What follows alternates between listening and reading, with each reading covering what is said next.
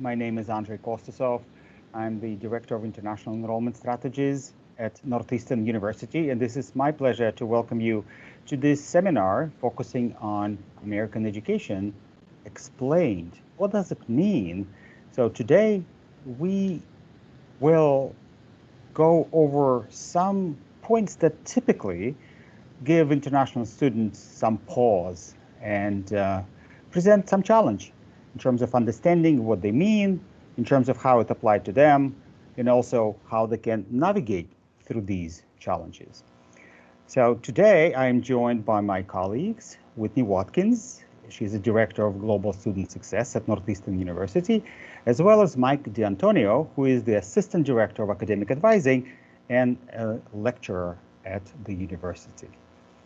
So as I explained to my colleagues, Whitney and Mike, many times students come to us and they don't necessarily understand certain words that we use, terminology that we use, or certain realities of American education. And when I say American, I mean the education that we provide at Northeastern University. And for our students, even though you're going to be taking your classes in Canada, in our campuses in Toronto and Vancouver, it is still an American degree taught in an American way, and because it's part of Northeastern University. So how we're going to go about it, I will ask my esteemed colleagues and experts on the matter explain certain things that constitute the core of American education. And let me start with the very basics. So many times students say, well, college and university is the same, or are they different? So let me ask you, Mike, so what is the difference when we say college or university? Great, yeah, thank you. And again, happy to answer and happy to help. It's a very frequently asked question. So a college is typically either part of a larger education institution like a university, or as a standalone institution, a place where only undergraduate programming is offered. So if it's standing on its own. If it's within a university, and a university can be either a collection of colleges that have banded together, similar to Northeastern, where you'll have Northeastern University and then, for example, the College of Professional Studies underneath, where specific types of education focuses are given or offered. Those can span, both undergraduate and graduate programs. Mm-hmm. So when students are becoming a student of, or rather their program belongs to, say, College of Engineering or College of Professional Studies or College of Science, does it mean that their studies are going to be limited only to this college? It often depends on the specific college itself. So some colleges within a university will have maybe programs where you can take a course or two or part of your degree program at another part of the institution. Others will have programming, say at the College of Engineering, for example, where because the degrees can be so specified in that field, they won't have much transferability from one college to another. But it's always best, if you're unsure, to check with your specific college within the broader institution of Northeastern to make sure that you have the correct information. Mm-hmm. Thank you. And I know that some of our programs are interdisciplinary. So the courses are actually offered from different colleges that actually combine and constitute a specific academic program. Is that correct? Yes, in very specific and sort of customizable circumstances, it can be. And you can also find these within, say, your own college as well. So if you say one of the programs that I work with is project management, you could pick parts of the project management program as a concentration, otherwise known as a minor, or kind of a specific interest that pursue leadership or construction or communication, something like that. So there can be varying, levels of flexibility within the programs to form, as you mentioned, kind of an interdisciplinary nature. Mm-hmm. And you mentioned minor and major. That's another another term that may present to some of our students some challenges in understanding. So what is the difference between the two? So a major is your principal area of focus or study. If you are coming in for, say, a graduate program and you're choosing your major, Project management, as an example, is a major that you can take. So it means the majority of what you are studying has to do with that specific subject. A minor, or for some graduate studies, a concentration or a focus, it's a smaller, relatively speaking, area of education that you're pursuing in addition to your major. So let's say we'll use the graduate program example. If you have 15 classes to complete for your program, you may have 7, 8, or 9, maybe one or two more that go towards your major or the core area of focus, and then say 5 that go towards a concentration or a minor that constitutes still something significant that you're learning and you're undertaking. It helps to underscore the importance of your major, but it's not your primary area of focus or study. Mm-hmm. Which is a great segue to the next set of terms, core courses and elective courses. So how does these two differ? So core courses are set by the faculty who created the program as absolutely necessary, required, compulsory, mandatory, however the terminology will come through. These are courses that you have to take within the program. They often will encompass an introductory course to the subject matter that you're studying, and then scale up in difficulty and often density towards when you're eventually getting towards what can be called a capstone or a final thesis in that subject. Electives are when within the program, and most programs will do this, offer a few courses for you as the student the chance to pursue something that's not within that specific core area of study. So if your major is, in topic A, core elective or core courses will follow along with that topic. Electives can range into topic B or C or E or however else you'd want to go, and it's a good opportunity as a student to pursue an area of interest or professional competency that maybe isn't included or would benefit the core material that you're pursuing. Mm-hmm. Thank you very much. And another very typical American term that you hear is GPA. What does it mean, GPA? Your GPA is your grade point average. So every course that you take as a student will bring a certain amount of what are called essentially value points. And you'll hear it often. I have, a GPA of a 3.0, a 3.5, a 4.0.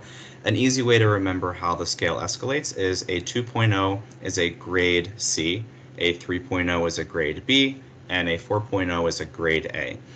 As you're getting your grades and earning your grades for your various courses, this will come with a different GPA marker for each grade received. And when you graduate, you'll have a GPA, a grade point average, that is a culmination of all of these points added up. One very important point to know is that programs will have a minimum GPA requirement both to graduate from that program and to maintain what's called good academic standing, which means that you are effectively and adequately maintaining, a base level of academic progress in your program.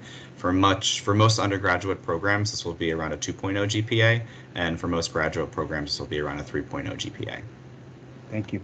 Another term that is very often cited as misunderstood or very difficult to understand is the academic credit system. So sometimes students ask me, well, if I receive an A, does it mean that I receive more credits than if I receive a grade of B?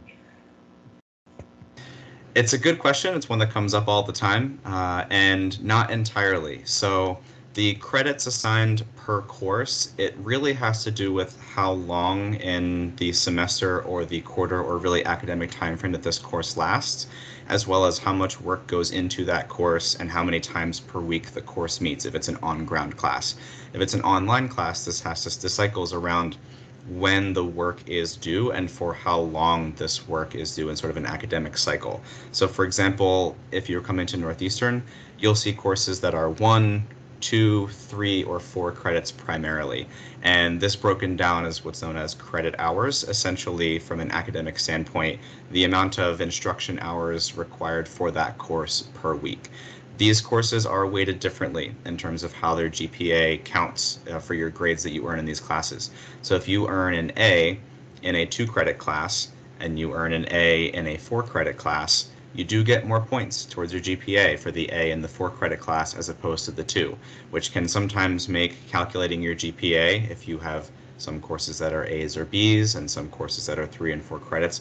A little bit confusing. So it's always worth to make sure that you're checking your degree audit at Northeastern, which will calculate this for you automatically and take all the guesswork out of it. And when in doubt, check in with your academic advisor as well. This is a great point, and we will come back to this point of working with your academic advisor. And finally, I'd like to ask you this question. What is the syllabus and what is the curriculum? What is the difference between the two? And when students interact with either or? So the curriculum is not going to be something as a student that you will find as much and have as much involvement with. This is essentially the construction of the course's core content, as well as the program's core content, and then how it is used, utilized, and disseminated per, every academic semester, academic year. A syllabus is an individualized iteration of the application of that curriculum. So let's say in the program, again, I'll use my program as an example with project management. We have a curriculum set by the faculty to outline all of the courses that we offer, what's within each course, and when we offer them. The first course in that is PJM 5900, which is the foundations class.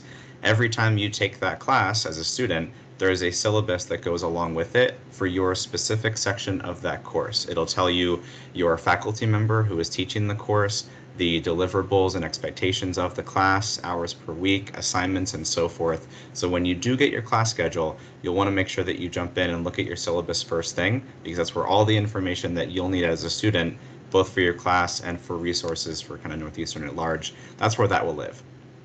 And how a student would get a syllabus? Thankfully, it's something that we as an institution will provide for you right up front. We utilize Canvas for courses to live in and sort of be housed. And within Canvas, which if you're not familiar with, you will become very familiar with as soon as you begin your program, the syllabus will be posted to and can also be accessed from either asking your advisor or your faculty member to provide, whether during the start of the course or right beforehand. Great.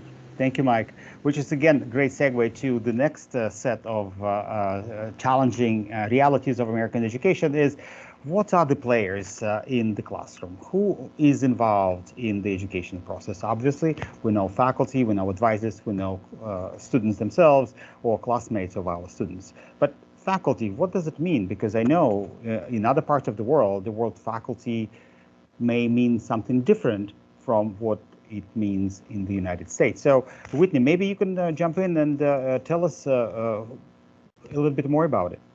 Of course. So your faculty can also be referred to as your professor or your teacher. It is the person who is delivering the course and instructing everyone.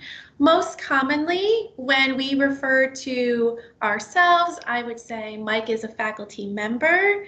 He is a professor of project management. So there is a slight difference there, but really any terminology will work when you're addressing the person. Your advisor is a little bit different. So that is the person who is guiding you through your academic journey. You may have a faculty or a professor for 1 or 2 classes during your whole time, but you'll have the same advisor from your very first day at Northeastern through your graduation. So they are someone who are really guiding you through the journey. They're there to answer questions. They're there to help you and to problem solve and to guide you in the right way. It's someone who can connect you to different resources and chat about any challenges that you're having and also celebrate your successes. And then I think almost the most important group of people are your classmates, your peers, your network that you're going to be creating during your academic journey.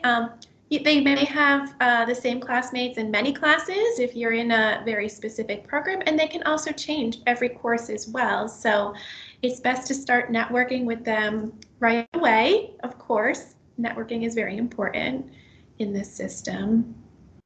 Great, thank you very much, Whitney. Our students come from all over the world, and statistically speaking, there are students from 140 countries in the world that study at Northeastern. So our students, when you arrive to Northeastern campus, you will see students from many different parts of the world and coming from a very different academic backgrounds, all of them. So in many countries in the world, the education system is focusing on the exams. So a lot of focus in student learning is put on the exam itself and getting a high grade in the exam. American system, is it the same or different, Whitney? So it's very different, actually. We have assessment throughout the entire term, from the first day of your class through the last day of your class. So we assess things like participation in class. Are you speaking up? Are you asking questions? Are you engaging with group members when you're doing group projects? How are you kind of utilizing all of the resources of the class? You can have different weighted assignments. So maybe a final project is worth 40% of your grade, whereas attendance might be worth 10% of your grade. You may have short quizzes or short assignments that might be worth 10%. And then you could have a general participation grade or general homework grades versus 20% of the grade. So it's a little bit different for every course. That's why the syllabus is such an important document. You can really know how your faculty and your professors will be evaluating you, and it won't be any surprise come the end of the term. You can really guide your progress throughout. Are you participating in every class? Are you handing in homeworks on time? Are you preparing for your exams? And are you working towards your final project or your signature assignment, as it's sometimes called? You can really kind of keep yourself in check, manage your own time, and also we know that this is challenging for some students who've never had this experience before. And if you find yourself in a place where you are learning a new system, reaching out to your faculty member using their office hours, if you have a teaching assistant, reaching out to them and reaching out to your advisor can be really critical to helping you navigate the new system and make sure that you're earning as much points and as many credits as you possibly can throughout the term. No one wants to have a B instead of an A just because you didn't participate in class. So they're easy points to get, and you want to make sure that you're doing all of them. So if I hear you right, there is no one size fit all, so to speak, approach to assessing students' work. So from class to class, from course to course, there will be different forms of assessment, and it will be explained in the syllabus. So it truly becomes a student's responsibility, but also an opportunity to increase their points, so to speak, and be assessed higher if they understand the points on which they're being assessed. Absolutely, it is. It puts a lot of ownership onto the student to really guide their own success. It's not just about studying for a final exam, 1 hour, and then you're done for the whole term. It's really critical to work on, your learnings and hone your skills throughout the entire semester, and that's what you're really evaluated on. Great, thank you, Whitney. So, and it leads me to the next question, which is very connected to the previous question of assessment, is what kind of academic work students can be assessed on, or what kind of academic work they will be exposed to when they come to Northeastern? That's such a great question. And the answer is almost every single kind of work you can imagine. So group work is very important in our education system. Collaborative work is very important. So in a typical class, you will probably have individual essays or assignments, problem sets. You will probably have group projects throughout the entire term. You may have a discussion group or feedback groups where you're paired with certain students throughout the term to help evaluate each other.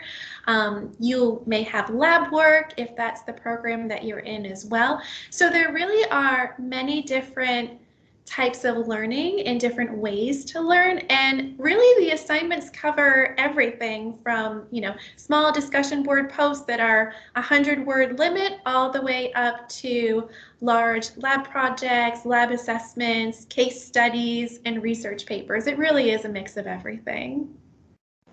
Great, and I think it sort of flows very nicely to the next point that we try to make, is what our students should expect when they come to Northeastern class. So they walk into class, they see their professor, their faculty member. What's next?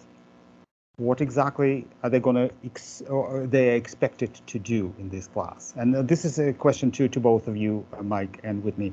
How would you set these expectations with our students? Yeah. Oh, no, Whitney, go ahead. I was going to say probably the first thing they should expect is to be highly engaged. So asking questions really from the first day, really embracing the class environment, whether it's a class of 4 or 5 other students or a large intro class of 200 students, reaching out to each other, making the connections. Classes can be large lecture styles. They can be, very intimate, discussion based. So there is a wide variety, and the syllabus will definitely spell this out. I would say on the first day, the faculty member, the professor is going to share their expectations right away. So students will know how they can conduct themselves and what would be appropriate in classes and what would be appropriate for office hours. What do you think, Mike? Any additions? Yeah, I would agree, and I think it's actually a really good segue, speaking of office hours, because with again, depending on your program, your area of focus, you may have larger classes, you may have smaller classes. In my time as a student, both at Northeastern and otherwise, I've had classes as small as 4 people and as large as 140, and so it can really depend on what you're studying. Within that context, as Whitney had mentioned earlier, so much of your education is built both in and out of the classroom in a networking capacity.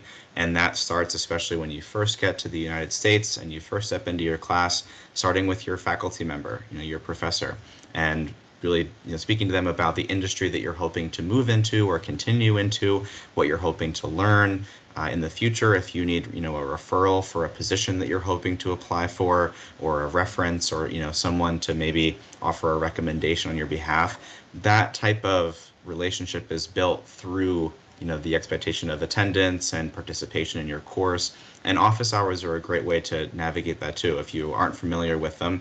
Outside of your class setting specifically, so you'll have your main lecture, your faculty member will host essentially what is a time for you as the student to go and ask questions one-on-one or in a small group.